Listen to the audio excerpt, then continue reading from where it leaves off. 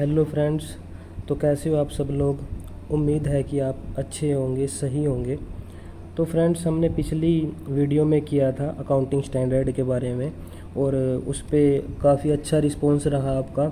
और आपने बोला कि इंडियन अकाउंटिंग स्टैंडर्ड्स के बारे में भी बताया जाए कि इंडियन अकाउंटिंग स्टैंडर्ड होते क्या हैं। एक तो अकाउंटिंग स्टैंडर्ड हो गया हमारा, जो कि अंडर IACI के अंडर काम करता है। 1949 में जो एस्टेब्लिशमेंट हुई थी ICAI की, तो उसके अकॉर्डिंग। और एक होता है हमारा ये कौन सा, इंडियन अकाउंटिंग स्टैंडर्ड्स। तो ये इन दोनों में सबसे पहले तो यही पता होना चाहिए कि अंतर क्या है। सबसे बड़ी कन्फ्यूजन यही होती है कि एक तो अकाउंटिंग स्टैंडर्ड है और एक इंडियन अकाउंटिंग स्टैंडर्ड है। इनमें डिफरेंस क्या है, क्यों बनाए गए हैं ये अलग अलग। ठीक है, तो उसी डाउट को हम क्या करेंगे, क्लियर करेंगे। जितना मेरे से बेस्ट होगा मैं उतना एक्सप्लेनेशन करना चाहूँगा। तो आप जुड़े रहिए हमारी वीडियो से। तो स्टार्ट करते हैं इंडियन अकाउंटिंग स्टैंडर्ड के बारे में। सबसे पहले तो हमें यही पता होना चाहिए कि इंडियन अकाउंटिंग स्टैंडर्ड होते क्या हैं।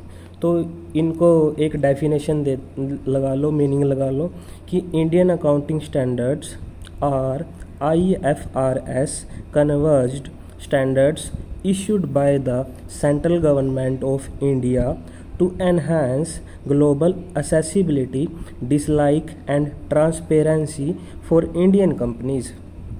कि जो इंडियन अकाउंटिंग स्टैंडर्ड हैं ये किससे कन्वर्ज्ड होके बनाए गए हैं, IFRS से। ठीक है, और इनको कौन जारी करता है, जो हमारी क्या होती है, इंडियन गवर्नमेंट होती है। ठीक है, सेंट्रल गवर्नमेंट ऑफ इंडिया। क्यों बनाया गया है, ताकि भारतीय कंपनियों में जो भी हमारी क्या है, इंडिया की जो भी कंपनी है उनकी फ़ॉरेन की कंट्री में जो अकाउंट्स हैं उनके साथ हम क्या कर सके, ट्रांजैक्शन कर सके। इसी के लिए हमने किसका निर्माण किया, इंडियन अकाउंटिंग स्टैंडर्ड्स के बारे में बताया गया। और इसमें ट्रांसपेरेंसी लेके आने की बात हुई, ताकि हम ग्लोबली रूप से क्या कर सके, दूसरी कंपनियों के साथ जो फ़ॉरेन की हैं उनसे हम ट्रांजैक्शन या कैश ट्रांजैक्शन जो भी है ये सब क्या कर सकें अकाउंटिंग स्टैंडर्ड्स में। तो इसको हम एक एग्जांपल के माध्यम से समझ सकते हैं। जैसे कि मैं एक एग्जांपल के लिए शीट ले लेता हूँ। तो जैसे कि मैंने एक लगाई अपनी क्या है, ए कंपनी। ठीक है भाई, और ये अब चल नहीं रहा।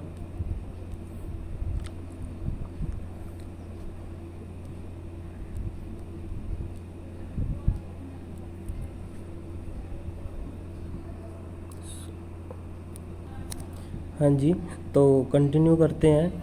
ये थोड़ा मार्कर प्रॉब्लम आ रही थी। जैसे कि मैंने बोला कि मैंने बनाई एक ए कंपनी, जो कि मेरी ए कंपनी है। थोड़ा भी प्रॉब्लम हो रही है भाई। जैसे कि ये है एक ए कंपनी, थोड़ा अंडरस्टैंडिंग पे जाना। ऐसा ही चल रहा है ये बोर्ड पर। ये है हमारी इंडिया कंपनी और ये है हमारी कोई फ़ॉरेन की कंपनी। ठीक है, ऐसे कंपनी है। तो अब इस इंडियन कंपनी को, जो इंडिया में बनाई गई थी, इसको फ़ंड की रिक्वायरमेंट पड़ गई। ठीक है भाई, पैसे की रिक्वायरमेंट पड़ गई।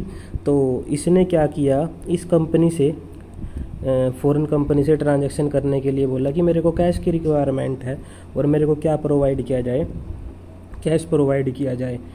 अब जो दूसरी कंपनी है, अगर वो किसी से क्या करेगी, पहली कंपनी से कुछ भी ट्रांजैक्शन या कोई भी वित्तीय लेन देन करेगी, तो उससे पहले क्या करती है, कंपनी की फाइनेंशियल पोजीशन को क्या करती है, चेक करती है। तो जब क्या किया, कंपनी ने इसकी फाइनेंशियल पोजीशन के बारे में इससे पूछा कि आप मुझे क्या अपनी फाइनेंशियल पोजीशन के बारे में बता सकते हो।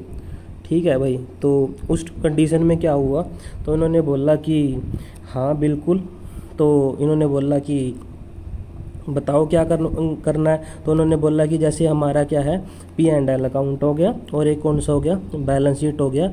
इसके अकॉर्डिंग इन्होंने अपने प्रॉफिट्स हैं जो भी हैं वो क्या कर रखे हैं, शो कर रखे हैं। और इन्होंने बोला कि जो मेरे प्रॉफिट्स हैं वो मान के चलो कितने हैं, 5 लाख रुपए के हैं। और तो अब जो दूसरी कंपनी है जो फ़ॉरेन की है, इन्होंने क्या कर रखा है, IFRS को क्या कर रखा है, अडॉप्ट कर रखा है।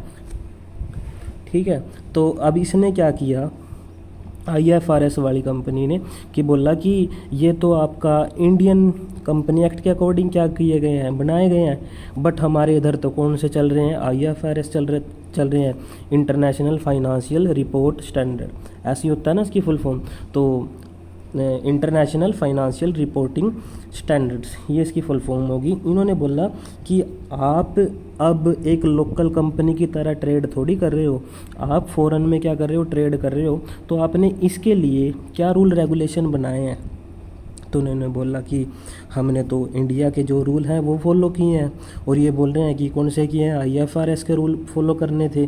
तो इस कंडीशन में क्या हुआ, तो उन्होंने बोला कि मान के चलो आपने 5 लाख के जो प्रॉफिट दिखाए गए हैं ये तो ले रखे हैं, बट मैं कैसे मानूं कि जो आपकी ये कंपनी है ये मतलब मेरी कंपनी के हिसाब से, जो मतलब मैं IFRS को फॉलो कर रही हूँ, तो उसके हिसाब से ये 5 लाख के जो आपने प्रॉफिट्स लिए हैं ये सही हैं। तो इस कंडीशन में क्या हुआ, क्या पता ये जो ये है इंडिया की कंपनी के अकॉर्डिंग 5 लाख के दिखा रहे हैं, इनके अकॉर्डिंग ये 2 लाख के हों। ठीक है, और ये इसको फ़ंड रेज़ कर दे कि हाँ आप यहाँ से क्या कर दो, फ़ंड ले लो मेरे पास से। ठीक है, और बाद में इस प्रॉब्लम से बचने के लिए उन्होंने पहले ही क्या कह दिया बी कंपनी ने कि देखो मैं ये वाला काम नहीं करने वाला हूँ, पहले मेरे को एक अकॉर्डिंग टू बताओ कि आप IFRS जो बना रहे हो आप ये किस लिए बना रहे हो। ठीक है, इन्होंने बोला किसने, ए कंपनी ने। अब ए कंपनी के कहने पे बोला बी कंपनी ने कि ये ग्लोबली रूप से क्या करेंगे, फॉलो अप करने पड़ेंगे। अगर आप इनको फॉलो कर लेते हो, किसको, IFRS को, तभी मैं क्या मानूंगा आपसे ट्रेड करने के लिए, क्योंकि इक्वालिटी होनी चाहिए। इक्वालिटी बोले तो जैसे मैंने बोला था ना कि एक गवर्नमेंट स्कूल की है स्टूडेंट और एक हैं कोई प्राइवेट स्कूल के स्टूडेंट, तो उनमें क्या करना, कंसिस्टेंसी लाने के लिए रूल रेगुलेशन फॉलो करने थे जो कि अकाउंटिंग स्टैंडर्ड में बताए थे। अब मान के चलो उन्होंने इनके अकॉर्डिंग क्या कर रखी है, अपनी रिपोर्ट तैयार कर रखी है, बट यहाँ भी तो वो क्या होनी चाहिए, सूटेबल होनी चाहिए उनके टैली करने के लिए। तो उन कंसिस्टेंसी को लाने के लिए उन्होंने बोला आप भी अगर ग्लोबली क्या कर रहे हो, ट्रेड कर रहे हो, तो उसके लिए आपको क्या करना पड़ेगा, ट्रांसपेरेंसी दिखानी पड़ेगी अपने खातों की, और वो लोकल के अकॉर्डिंग नहीं चलेगी, वो कैसे चलेगी, नेशनलिटी के अब इसमें चलेगी, ग्लोबली रूप से। ठीक है भाई, तो इन्होंने ये बात बोली और ऐसे ऐसे करके इन्होंने क्या किया, फिर बोला कि चलो हमें इसके लिए क्या करना पड़ेगा। तो इन्होंने बोला कि अब अगर मैं इंडिया की कंपनी हूँ, अगर मैं क्या करूँ, IFRS को क्या करूँ, फॉलो करूँ, जो भी हमारे क्या हैं IFRS हैं इनको क्या करूं, फॉलो करूं, और एक मेरी कंपनी कौन सी है, इंडिया के अकॉर्डिंग चल रही है, मतलब इंडियन एक्ट मान रही है, तो इसमें मैं क्या कर सकती हूं। तो उन्होंने बोला कि आप ऐसा करो, IFRS वालों ने, कि आपको अगर इंडिया वालों को बाहर कहीं पे ट्रेड करना है तो आपको किसके अकॉर्डिंग चलना पड़ेगा, इंटरनेशनल फाइनेंशियल रिपोर्टिंग स्टैंडर्ड के अकॉर्डिंग चलना पड़ेगा। तो इन्होंने एक एग्जम्पशन दे दी, आपको 2 अकाउंट बनाने की ज़रूरत नहीं है, उसी से मिलते जुलते, किससे, IFRS से मिलते जुलते ही हम क्या कर देते हैं, आपको क्या कर देते हैं, अकाउंटिंग स्टैंडर्ड बना के दे देते हैं। ये जब अगर आप इनको फॉलो करोगे तो क्या होगा, आपका जो भी ट्रेड है, आप फंड के लिए आपको रिक्वायरमेंट पड़ रही है, कैश के लिए रिक्वायरमेंट पड़ रही है, तो उनको आप क्या कर सकते हो, प्रॉपर्ली रूप से चला सकते हो। तो इन्होंने किसका निर्माण कर दिया, IFRS ने इंडियन अकाउंटिंग स्टैंडर्ड के बारे में क्या कर दिया, निर्माण कर दिया, और अब बोल दिया कि IFRS में ग्लोबली कोई भी कंट्री हो, जैसे अलग अलग इंग्लैंड, ऑस्ट्रेलिया, ठीक है, USA, ये अलग अलग कंट्री हैं, इनमें क्या होती है, अलग अलग टर्म्स यूज होती हैं जो इंडिया के हिसाब से क्या कर देते हैं, चेंज कर देते हैं। तो इंडिया में अब क्या करना है, प्रॉफिट एंड लॉस बनाना है ना, तो अगर हमने IFRS इंडियन अकाउंटिंग स्टैंडर्ड को फॉलो कर रखा है तो ये फ़ॉरेन में भी आपका क्या होएगा, इम्प्लीमेंट होएगा, और आप पे क्या होएगी, फिर जो ट्रस्ट पार्टी है वो आपका क्या करेगी, जो भी इन्वेस्टर हैं, जो भी इंटरेस्टेड पार्टी हैं, वो आपकी फाइनेंशियल पोजीशन को देख के आपको क्या कर देगी, फंड प्रोवाइड कर देगी। तो अब सार रूप में बोला जाए तो क्या कहेंगे कि भारत में अकाउंटिंग स्टैंडर्ड एक प्रकार से क्या चल रहा था, ट्रेडिशनल रूल से चल रहा था, पुराने प्राचीन समय से चलता आ रहा था, पुरातन कह लो, ठीक है, रूढ़िवादी प्रकृति का बोल लो, उसके अकॉर्डिंग चलता आ रहा था, जो दशकों से क्या हो रहा है, यूज कर रहे थे हम। जबकि इंडियन अकाउंटिंग स्टैंडर्ड को लेके आए और IFRS ने क्या कर दिया, उसको कन्वर्जेंस करके, अभिसरण करके उसको क्या कर दिया, इंडियन अकाउंटिंग स्टैंडर्ड में क्या कर दिया, चेंज कर दिया। अब इसका बेनिफिट क्या हुआ, ताकि जो फॉरेन में हम क्या है, फाइनेंशियल रिपोर्ट है, उसको ग्लोबली लेवल पे क्या कर सकें, कंपेयर करके लायक बना सकें, और जो भी हमारे खातों में क्या है, ट्रांसपेरेंसी आए, वो आए, और क्या हो, जो भी हमारा फ्रॉड है इन्वेस्टर के साथ वो ना चले, और उनका क्या रहे, एक ट्रस्ट बना रहे। तो हमने इसके लिए क्या कर दिया, IFRS के अकॉर्डिंग इंडियन अकाउंटिंग स्टैंडर्ड को क्या कर दिया, लागू कर दिया। अब खुद देखो कि अगर लोकल कंपनियां जो पुराने टाइम से चल रहे थे उसमें कौन से यूज कर रहे थे हम, अकाउंटिंग स्टैंडर्ड, छोटी कंपनियों के लिए। अब इसने क्या करना है, अपने बिजनेस को, एक बिजनेस को ग्लोबली रूप से क्या कर रहा है, ये पहुंचा रहा है, या मान के चलो बड़ा कर रहा है, एक्सपेंशन कर रहा है बिजनेस का, तो उसके लिए किसकी रिक्वायरमेंट पड़ेगी, हमें IFRS की रिक्वायरमेंट पड़ेगी। पर IFRS ने बोला कि आपको दो दो अकाउंट्स बनाने की ज़रूरत नहीं है, आप क्या करो, सीधा एक ही अकाउंटिंग को क्या करो, जो भी आपका क्या है अपना स्टैंडर्ड है, कौन से वाला, इंडियन अकाउंटिंग स्टैंडर्ड, आप इसको क्या करो, फॉलो करो। तो इंडियन अकाउंटिंग स्टैंडर्ड को हमने क्या कर दिया, लागू कर दिया। किसके लिए, फॉरेन में फाइनेंशियल रिपोर्ट को ग्लोबली लेवल तक हम क्या कर सकें, कंपेयर के लायक बना सकें, और जिनसे हमारी क्या है, खातों में ट्रांसपेरेंसी आए, और फ्रॉड ना हो, और ट्रस्ट बना रहे, और हम क्या कर सकें, आराम से पैसा रेज कर सकें। इसीलिए हमारा क्या हुआ, किसका निर्माण हुआ, इंडियन अकाउंटिंग स्टैंडर्ड का निर्माण हुआ। उम्मीद है कि जो मैंने समझाया है अपने बिहाफ से वो आपके थोड़ा, देखो अब इतनी मेरे पे मतलब सुविधाएं नहीं है कि मैं आपको मतलब एक डिजिटल बोर्ड के अकॉर्डिंग करवा सकूं। जितना मेरे से पॉसिबल हो रहा है तो मैं उतना इनोवेशन जितना होता है मेरे से उतना मैं करके आपको समझाने की कोशिश कर रहा हूं। आशा है कि जो इंडियन अकाउंटिंग स्टैंडर्ड है और जो आपके सिंपल अकाउंटिंग स्टैंडर्ड है उसमें आपको थोड़ा पता लगा हुआ होगा, ठीक है। तो अब इसी को हम क्या कर देते हैं, कंटिन्यू कर देते हैं। तो अब देख लेते हैं हम क्या सेकंड है अपना, कि जो इंडियन अकाउंटिंग स्टैंडर्ड है जो हमारे, ये आगे इनमें, और जो दूसरा हमारा कौन सा है, सिंपल अकाउंटिंग स्टैंडर्ड है, उनके बारे में क्या बताया गया है, ठीक है। तो जो अब सेकंड में अकाउंटिंग स्टैंडर्ड्स के बारे में, ठीक है, 1 मिनट वही,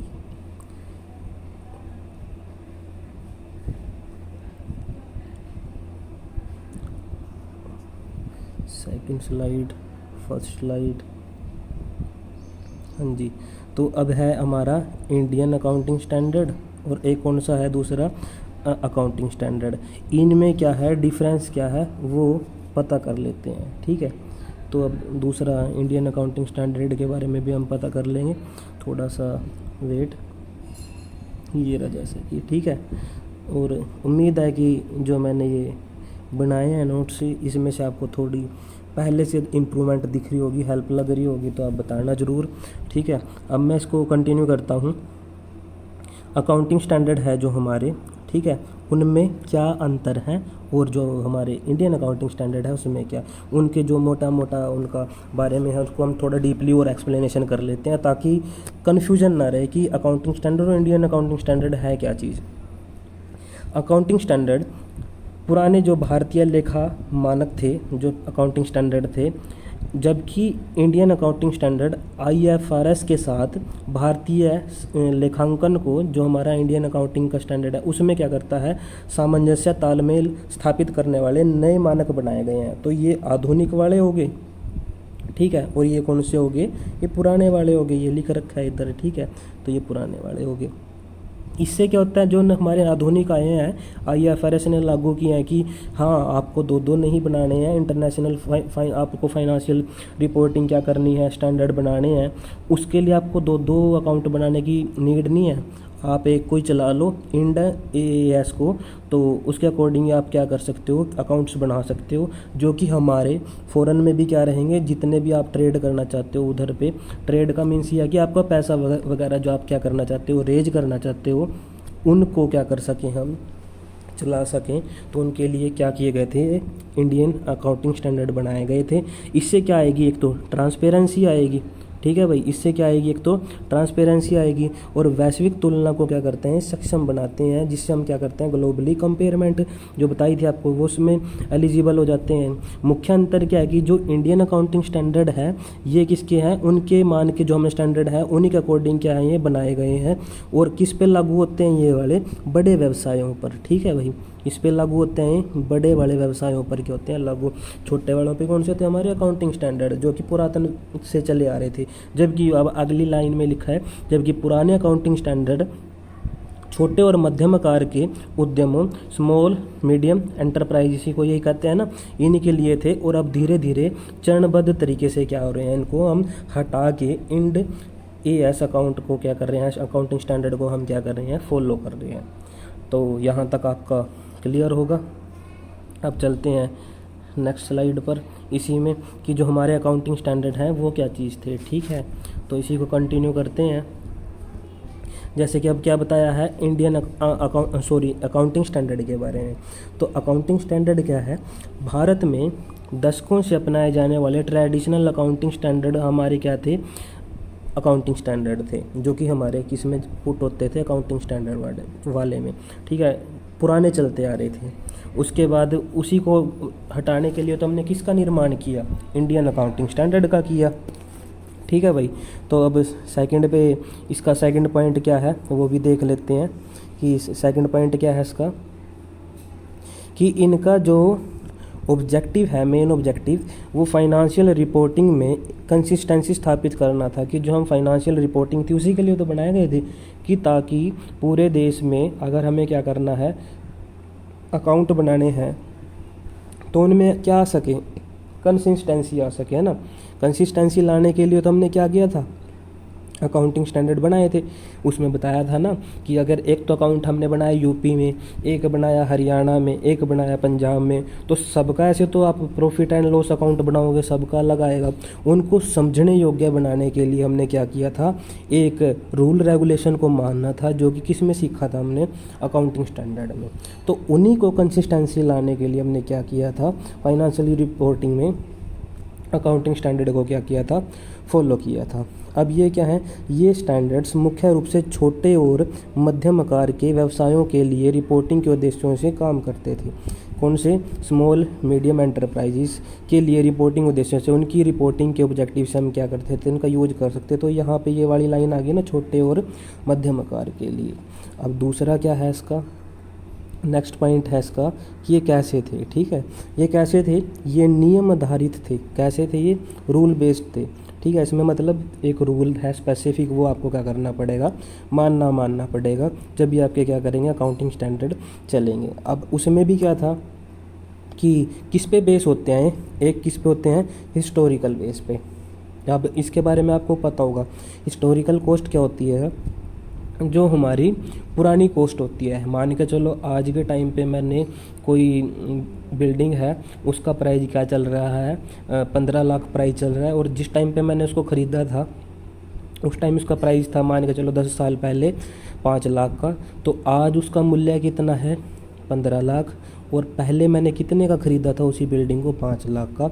अब मेरे को क्या करना है, वो किस पे शो ऑफ करनी पड़ेगी, हिस्टोरिकल पे, 5 लाख पे ही क्या करनी पड़ेगी, वो शो करनी पड़ेगी। तो इसके लिए हमने क्या किया है, जो अकाउंटिंग स्टैंडर्ड है उसको फॉलो कर रखा था। तो ये किस पे बताते हैं, ये हमारे बताते हैं हिस्टोरिकल, ओल्ड कॉस्ट पे कह सकते हो, उसी पे क्या करते हैं, शो ऑफ करते हैं। अब इससे क्या होएगा, जो इंटरनेशनल है, ग्लोबली रूप से हम क्या कर रहे हैं, काम कर रहे हैं ना, तो उसके लिए जो इंटरनेशनल इन्वेस्टर हैं वो थर्ड पार्टीज़ हैं हमारी, वो हमारे बिजनेस को जो लगा लो पैसा कब देंगे, जब उनको क्या होएगा, ट्रस्ट होएगा। और जब आप लोकल मतलब इंडियन अकाउंटिंग स्टैंडर्ड के रूप में आप क्या कर रहे हो, काम कर रहे हो, जो सिंपल है हमारा अकाउंटिंग स्टैंडर्ड के हिसाब से आपने अकाउंट्स बनाए हैं, तब उसको जब आप पेश करोगे कहाँ पे, फ़ॉरेन में, तो इंटरनेशनल जो हमारे इन्वेस्टर हैं क्या वो उसको एलिजिबल करेंगे, मानेंगे उस चीज़ को? नहीं मानेंगे। क्यों नहीं मानेंगे? ये बोलेंगे कि आपने तो क्या है, लोकल के हिसाब से क्या बना रखे हैं, खाते बना रखे हैं, हमें क्या पता कि आपका जो अकाउंट्स है वो किस हिसाब से आपने क्या कर रखे हैं, फुलफ़िल कर रखे हैं। तो इसके लिए आपको एक कॉमनली क्या करना पड़ेगा, IFRS को। और IFRS ने हमें क्या बोल दिया, एक एग्जाम्पशन दे दी कि आप इंड AS को लेके आओ, जो कि बिल्कुल IFRS की तरह ही है मोस्टली। तो उसके हिसाब से क्या करेंगे, आप खाते बनाएंगे तो वो बाहर भी क्या होंगे, आपके वैलिड होंगे, मतलब फ़ॉरेन में भी आपके क्या होंगे, वैलिड होंगे। तो इंटरनेशनल जो इन्वेस्टर हैं उनका ट्रस्ट क्या रहेगा, कम रहेगा। किसकी बात कर रहा हूँ अभी मैं, अकाउंटिंग स्टैंडर्ड के बारे में बता रहा हूँ, ठीक है। अब उसके बाद लास्ट क्या है ये, कि ये कैसे होते हैं, ये कठोर होते हैं, रिजिड होते हैं, कॉम्प्लेक्स होते हैं, ठीक है। ये इनमें मतलब हम आसानी से क्या कर सकते हैं, चेंज नहीं कर सकते। अगर वो चेंज होएगा तो बताना पड़ेगा, और वो सभी जगह क्या होएगा, लागू करना पड़ेगा। तो ये हमने किसके बारे में पढ़ा, अकाउंटिंग स्टैंडर्ड के। अब किसके बारे में करते हैं, अब पढ़ते हैं किसका, इंड AS के बारे में, ठीक है। तो इंड AS के बारे में भी देख लीजिए। अब ये रहा हमारा, कि जो हमारे अकाउंटिंग स्टैंडर्ड थे ये ट्रेडिशनल के हिसाब से थे, जो इनके प्रिंसिपल थे उनको क्या करते थे, पालन करते थे ट्रेडिशनल के हिसाब से। जबकि जो इंड AS आया है ये IFRS को अपनाते हुए मॉडर्न और वैश्विक दृष्टिकोण को क्या करते हैं, प्रदान करते हैं। इसलिए हमने किसका निर्माण किया था, इंड AS का क्या किया था, निर्माण किया था, ठीक है भाई। उसके बाद AS कैसे थे, AS थे जो हमारे अकाउंटिंग स्टैंडर्ड, ये भारतीय थे, इंडिया के थे, ठीक है। जो मतलब इंडिया में लागू होने वाले थे। अब इंड में कंफ्यूज मत हो जाना कि यहाँ भी इंडिया उधर इधर भी इंडिया, वो IFRS ने क्या किए हैं, बनाए हैं। और ये वाले क्या हैं, जो हमारे पुराने समय से चलते आ रहे थे, किसके लिए, छोटे और मध्यम आकार के उद्योगों के लिए। और जबकि इंड AS है ये बड़ी कंपनियों के लिए होंगे, तो ये इंड AS IFRS पर क्या है, पेस्ट है भाई, ठीक है। अब नेक्स्ट पॉइंट, यह इंडियन गवर्नमेंट के द्वारा, बोला था ना, सेंट्रल गवर्नमेंट के द्वारा क्या किए जाते हैं, जारी किए जाते हैं, ताकि भारतीय कंपनियों के लिए वैश्विक पहुंच बन सके, ग्लोबली रूप से वो आपस में क्या कर सके, अपना पैसे के लिए जो भी रिक्वायरमेंट है उससे क्या कर सके, वो ट्रांजैक्शन वगैरह कर सके, और उससे क्या हो, हमारी जो ट्रांसपेरेंसी है वो आ सके। अब इसके बारे में भी देखो, नेक्स्ट पॉइंट क्या है, ये कैसे बेस हैं, वो कैसे थे, रूल बेस, ये कैसे हैं, प्रिंसिपल, सिद्धांत से रिलेटेड होते हैं ये, ठीक है। इसमें फैक्ट जो हमारा जो है उससे रिलेटेड बात की जाती है IFRS से, और उसमें क्या था, एक प्रॉपर स्ट्रिक्ट रूप से क्या क्या रखे थे, रूल बेस्ड थे, ठीक है। अब अगला क्या है ये, कि यह है अचल संपत्तियों का उचित मूल्य है। इसमें था, उसमें क्या था, हिस्टोरिकल कॉस्ट था ना, यहाँ क्या है, fair value of fix asset. यहाँ पे है कि एक तो आपने 5 लाख की परचेज की थी और आज कितना मूल्य है इसका, 15 लाख, और यहाँ 5 लाख का। तो अब इसमें से देखना है कि जो क्या है आज के हिसाब से हैं, fair value of fix asset, जो आज की वैल्यू शो ऑफ कर रहा है उसके अकॉर्डिंग ही हम क्या करेंगे, उसको लेंगे। तो ये किस में बताया गया है, ये इंड AS में। अब ये भी इम्पोर्टेंट है लाइन, कि अगर आपसे कोई क्वेश्चन में पूछ ले कि एक इधर 5 लाख की एसेट है और इधर कितने की है, 15 लाख की है बिल्डिंग, और उसको हमने क्या कर रखा है, आज की मार्केट वैल्यू के हिसाब से दिखा रखा है, फेयर वैल्यू फिक्स एसेट्स पर, तो ये कौन सा उन्होंने स्टैंडर्ड फॉलो कर रखा होगा, इंड AS, ठीक है भाई। उसके बाद अगला देख लेते हैं पॉइंट क्या है, कि जो हमारे इंटरनेशनल जो इन्वेस्टर है उनका ट्रस्ट अब बताओ कम रहेगा, ज़्यादा रहेगा। अगर उन्होंने इंड AS को फॉलो कर रखा होगा तो नॉर्मल सी बात है कि अगर इंड AS को फॉलो कर रखा है तो उन्होंने IFRS के अकॉर्डिंग रूल्स मान रखे हैं, तो वो क्या है, ग्लोबली रूप से आपस में बात करने के लगा लो या ट्रांजैक्शन के हिसाब से लगा लो कि वो आपस में क्या कर सकते हैं, व्यापार कर सकते हैं। तो उनसे इन्वेस्टर को जब हम फाइनेंशियल अपनी रिपोर्टिंग को शो करेंगे, स्टेटमेंट्स को शो करेंगे, तो उनसे उनका ट्रस्ट बिलीव क्या रहेगा, ज़्यादा रहेगा, जिससे वो क्या कहेंगे कि आप हमारे साथ ट्रेड कर सकते हो। तो इससे क्या होता है, इंड एएस से ट्रस्ट ज़्यादा रहेगा, ठीक है। और उसके बाद क्या है कि यह कैसे होते हैं, सिंपल एंड क्लियर होते हैं। वो कॉम्प्लेक्स थे, ये कैसे होते हैं, बिल्कुल इजी होते हैं। जैसे कि हमने पहले अकाउंटिंग स्टैंडर्ड थे ना, उसमें मतलब होता उसी जैसा है, पर आईएफआरएस के अकॉर्डिंग क्या होता है, ये कन्वर्जेंट होके क्या करते हैं, चलते हैं। तो इसीलिए इनको क्या कहा दिया जाता है कि ये कैसे हैं, सिंपल और क्लियर है भैया, ठीक है। आसानी से क्या हो जाते हैं, समझ में आने योग्य भी हैं, ये कह सकते हैं। और इसी स्लाइड में अब लास्ट है हमारा ये टॉपिक भी देख लेते हैं, ठीक है भाई। उम्मीद है कि अगर आपको अच्छा लग रहा हो, तो इतना मेहनत करके बनाया गया और इतना मेरे हिसाब से इजी करने की सोचा मैंने। तो अगर आपको अच्छा लगता है तो इतना रिस्पॉन्स दे सकते हो कि अच्छा है तो लाइक कर दीजिए, नहीं है तो नहीं समझ में आ रहा है तो देखो यूट्यूब पे कमी नहीं है। तो मेरे हिसाब से, क्योंकि हिंदी में समझाने के लिए और प्लस जैसे मैंने बाइलैंग्वेज में ले रखा है इसको, तो इसको समझाने के लिए बड़ी प्रॉब्लम आती है। तो मेरे भी आपसे जितना हुआ मैंने किया। अगर आपको अच्छा लगता है तो लाइक तो कम से कम कर सकते हो, सब्सक्राइब तो आपको है कि अगर आपको कंटिन्यू देखना है तो आप कीजिए, कोई ज़बरदस्ती वाली बात नहीं है, कोई मेरा पर्सनल इसमें एम नहीं है भाई, ठीक है। कंटिन्यू करते हैं कि आईएफआरएस क्या है। पहले बता चुका हूँ, एक बार और बता देते हैं क्या होता है कि आईएफआरएस क्या होता है। हमारा international financial reporting standards is a set of accounting rules for the financial statement of company world wide issued by the International Accounting Standard Board. Its main objective is to bring transparency, accountability, and consistency in financial reporting, making it easier for investors and other stakeholders to evaluate companies from different countries. IFRS अंतर्राष्ट्रीय वित्तीय reporting मानक दुनिया भर में कंपनियों के लिए financial reporting, ठीक है, इनके अकाउंटिंग का एक क्या है, रूल्स ऑफ सेट है, सेट ऑफ रूल्स है, जिसमें जो हमारा कौन जारी करता है इसको, आईएफआरएस को, Indian international accounting standard board, इसके द्वारा जारी किए जाते हैं। कि ये तो आपको सभी के सभी रूल क्या करने पड़ेंगे, मानने पड़ेंगे। तो इसके लिए उन्होंने क्या कर दिया, एक संस्था बना दी आईएफआरएस, कि अगर आपको ग्लोबली रूप से क्या करना है, व्यापार करना है ना, तो आपको क्या करना पड़ेगा, आईएफआरएस के रूल्स को क्या करना पड़ेगा, मानना पड़ेगा। किसने बनाया, ये आईएएसबी ने बनाया गया, ठीक है, आईएएसबी ने बना दिया है इसको। इसका मुख्य उद्देश्य है वित्तीय रिपोर्टिंग में पारदर्शिता, जवाबदेही और स्थिरता लाना। इसका मेन ऑब्जेक्टिव क्या था कि जो हमारा फाइनेंशियल रिपोर्टिंग है ना, उसमें क्या कर सकें हम, ट्रांसपेरेंसी ला सकें और अकाउंटेबिलिटी दे सकें और उसमें कंसिस्टेंसी ला सकें, जिससे इन्वेस्टर को क्या होएगा, जो भी इंटरेस्टेड पार्टी हैं, जो भी थर्ड पार्टी हैं, ठीक है, वो अपने अपने देशों में, विभिन्न देशों में कंपनियों का मूल्यांकन करना, उनके बारे में इंफॉर्मेशन कलेक्ट करना क्या हो सके, आसान हो सके, इसलिए बनाए गए थे, ठीक है। अब उसके बाद कि आईएफआरएस का उद्देश्य क्या था, कि जो यह सुनिश्चित करता था कि वित्तीय विवरण, जो हमने फाइनेंशियल स्टेटमेंट है, दुनिया भर में तुलनीय और सुसंगत हो, सब में क्या हो, उसको हम कंपेयरमेंट कर सकें उसकी, और सही रूप से चल सके, उनमें किसी प्रकार की गड़बड़ी ना हो। तो यही इसका क्या था, ऑब्जेक्टिव था। इसीलिए उन्होंने क्या किया था, इनको निर्माण किया था। यह कंपनियों को वित्तीय प्रदर्शन और स्थिति का एक मानकीकृत तरीका बताता है, एक स्टैंडर्डाइज बताता है कि ऐसे ऐसे अपने फाइनेंशियल जो रिपोर्टिंग है उसको ऐसे आपने क्या करना है, शो ऑफ करना है, ताकि जो फाइनेंशियल स्टेटमेंट है वो इंटरनेशनल लेवल पर सभी देशों के लिए समझने योग्य बन सके। क्योंकि आप अपनी खुद लगा लो कि मैं अपनी एक सभी चीज़ों को साइड में करके एक एग्जांपल और दे देता हूँ लास्ट में।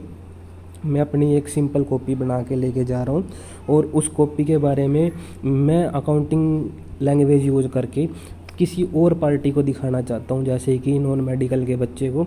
तो अब अगर वो उसको पढ़ेगा तो उसके लिए पहले उसको एक सेट ऑफ रूल्स पता होना चाहिए कि ये किसके रिगार्डिंग बता रहा है। तो उसकी एक लैंग्वेज ऐसी होनी चाहिए जो कि सभी पार्टी को, जो कि आर्ट्स वाले बच्चों को भी और नॉन मेडिकल वालों को भी और फर्दर और भी कोई है उसको पढ़ने में आसानी हो सके। तो उसके लिए एक सेट ऑफ रूल्स होने चाहिए थे ना। तो IFRS ने बोला कि अगर आप इस रिपोर्ट के अनुसार, इस अकाउंटिंग स्टैंडर्ड के अनुसार चलते हो तो ये सब के सब क्या होंगे, आपके वैलिड माने जाएंगे। और इन सभी के लिए जो भी हमारी क्या है कंपनी में पैसा लगाने के लिए इंटरेस्टेड है वो पैसा लगा सके। तो वो कब लगाएंगे, जब आपने IFRS को क्या कर रखा होगा, मान रखा होगा, समझ रखा होगा और उसके रूल्स ऑफ आपने क्या कर रखे होंगे, मान रखे होंगे। तो इसीलिए इसका निर्माण किया गया था IFRS का। आशा करता हूँ कि जो करवाया वो आपके समझ में आया होगा। अगर इंडियन अकाउंटिंग स्टैंडर्ड के अब आपको फर्दर इसके वो जानने हैं कि कौन कौन से इसके क्या स्टैंडर्ड्स हैं, तो उसके लिए आपको एक बार इसका रिस्पॉन्स देना पड़ेगा कि आपको ये वीडियो कैसी लगी। ठीक है, उसको भी मैं ट्रिक से करवाने की कोशिश करूँगा। अगर अच्छा लगता हो तो please subscribe my channel. Thank you.